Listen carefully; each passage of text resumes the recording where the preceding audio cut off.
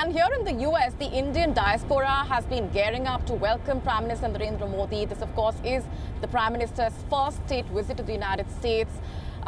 According to the White House officials, this is going to be a springboard to touch new horizons. The expectations are immense. Let's just go back across to my colleague Jessica Stone, who's been tracking all those developments from the White House. Jessica, if you can just spell out for us the very fact that this is a state visit of the Indian Prime Minister to the US. This, of course, is reflective of the deep and close partnership that the two sides share. A state visit, after all, is the deepest expression of friendly bilateral ties. The significance of the fact that this is the Indian Prime Minister's maiden state visit and what that really means.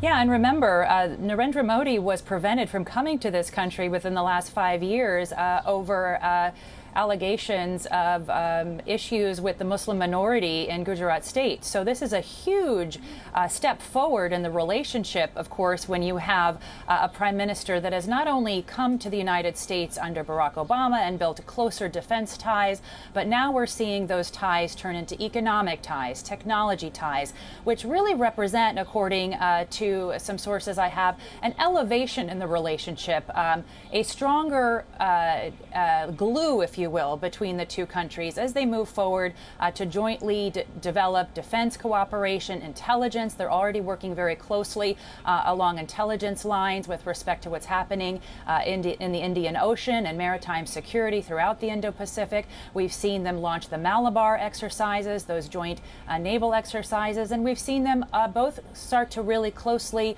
coordinate through the Quad, which is a fairly recent innovation, right, between India, Australia, the United States, and Japan. And so we are seeing much closer cooperation between these two governments. And yet, some analysts would say there are not all shared values. There are some shared interests. And one of those is the threat of China. And so we are seeing already, you know, the conflict on the India-China border, the U.S. Hoping to provide these 30 armed drones to the Indian military so that they can work on that issue with greater intelligence, greater capacity.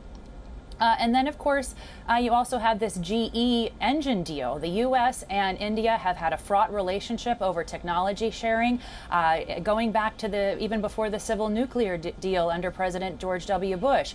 And now we're seeing technology sharing under that agreement. When that agreement is signed, it represents the United States' level of trust with Indian engineers and the Indian government is at such a high point that they are willing to share closely guarded technology of those GE engines, which is essentially the one thing that India is not doing independently on its Air Force construction of those Air Force fighter jets. And they will jointly be able to produce them and manufacture them in India under that deal. It is going to require congressional approval, and I think that's why you'll see a lot of lobbying and hobnobbing on Capitol Hill before and during and after Prime Minister Modi's address to Congress. He is going to most likely need to make very clear that India is not only a close partner with aligned interests, but also is really the way forward for some of the U.S. goals, including supply chain stability throughout the Indo-Pacific, the critical minerals that the United States is seeking. Molly, every time I turn around,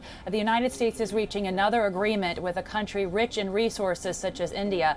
The United States does not have, under its environmental law, as much capacity to develop these critical minerals that it needs for the green energy revolution that it is trying to pursue and trying to encourage other countries to pursue. You're going to see more solar deals like the ones we've seen announced between the U.S. and India, where both countries are going after green technology and cooperation in that field.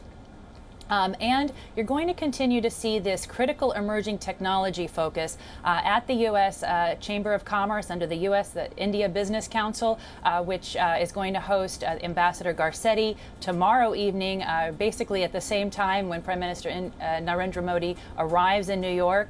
And then we're going to have so much outreach as part of this visit, not just on the policy level, but on the personal level, because, of course, there are 4.5 million Indians in this country. They contribute great greatly to the U.S. economy, greatly to U.S. innovation. And Prime Minister Modi will spend some time with the U.S. IPF, the partnership foundation that's essentially part of the Indian diaspora. He's also going to spend time with Indian diaspora here in this country. And I think that will really go a long way to solidify and cement the relationship, both on the policy level, which of course is important, but also on the personal level. Aspect, yes.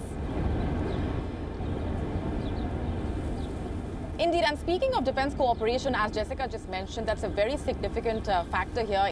WION now available in your country. Download the app now. Get all the updates on the move.